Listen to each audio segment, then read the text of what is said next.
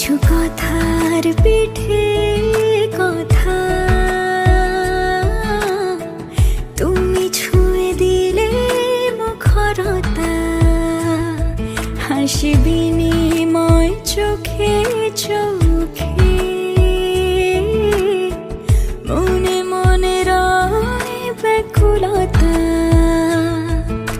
আমায় দেখো একা বিকেলে,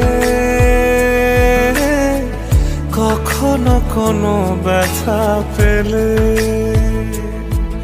আমায় রেখো প্রিয় প্রহরে, যখনই মন কেমন করে।